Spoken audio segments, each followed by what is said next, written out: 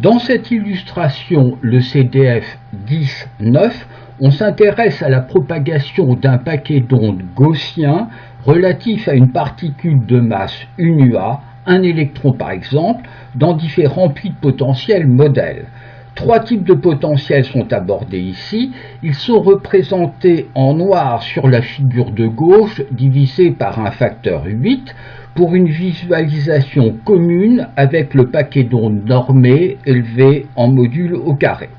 Ici, on a un potentiel harmonique V de x égale x2 sur 2, de constante de raideur égale à l'unité, où V étant artrie et x en bord. On a aussi un potentiel anharmonique de type Morse, dont le développement limité à l'ordre 2 au voisinage de 0 redonne le potentiel harmonique précédent. Et pour finir, le double puits de potentiel correspondant à deux puits harmoniques décalés ici de 3 bords. Le choix de ces puits de potentiel modèles ainsi que de la masse de la particule sont délibérés. Ils permettent d'obtenir des résultats particulièrement simples dans le système des unités atomiques. Le paquet d'ondes gaussien peut être décentré de l'origine de la quantité x0. Il peut être aussi élargi ou dilaté en jouant sur la valeur du paramètre alpha. Dans le cas du puits de potentiel harmonique, lorsqu'il est centré en x0 égale à 0 et que alpha est égal à 1, il s'identifie à la fonction propre de l'état fondamental.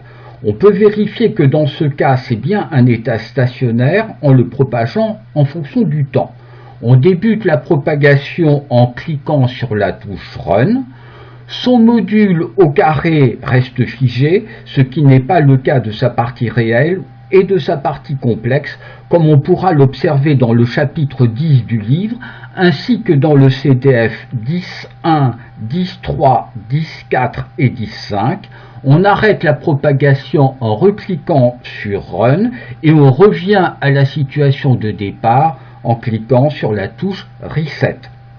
Si on l'excentre même légèrement, par exemple de un bord, ici ce n'est plus un état stationnaire, comme on peut le remarquer en recommençant la propagation. On voit le paquet d'ondes rester sous la forme gaussienne et osciller avec une période égale à 2π sur oméga égale à 2π, car la pulsation ici, oméga, est égale à 1. On peut déterminer plus précisément la période en effectuant plusieurs oscillations et en divisant le temps de propagation par ce nombre d'oscillations, ou alors en jouant sur l'intervalle de propagation de temps.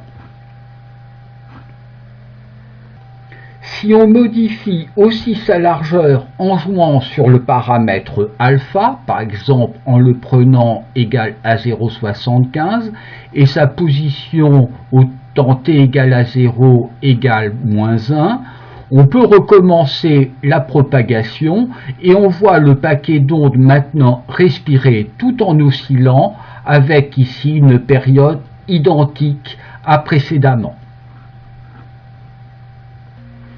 On a représenté sur le graphe supérieur de droite le module au carré de la fonction d'autocorrélation qui mesure le recouvrement entre le paquet d'ondes au temps t et le paquet d'ondes au temps t égale à 0.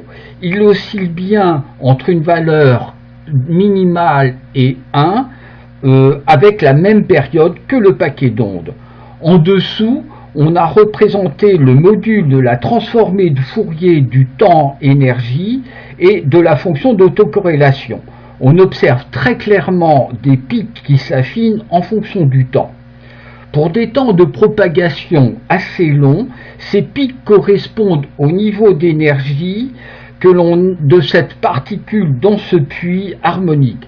Le premier pic correspond au niveau d'énergie 0,5 artrie, les suivants un peu moins intenses à 1,5 artrie, 2,5 artrie, 3,5 artrie, soit n plus 1,5 artrie, où n est entier ou nul.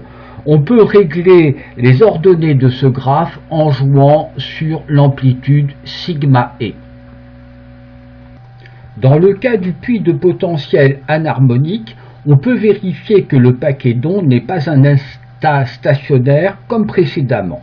Si on l'excentre ici de la quantité 0,75, comme ceci, et que l'on débute la propagation, on voit le paquet d'ondes osciller en se déformant. Il perd son allure gaussienne au fur et à mesure.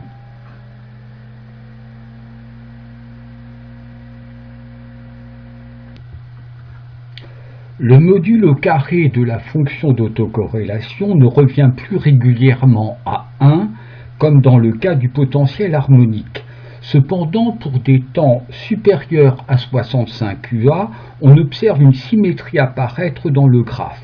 On peut deviner que le module au carré redeviendra égal à l'unité au bout d'un certain temps. On va observer la renaissance du paquet d'ondes tel qu'il était au départ en reprenant la propagation. Voilà les dernières oscillations du paquet d'ondes avant qu'il ne redevienne identique à ce qu'il était au départ.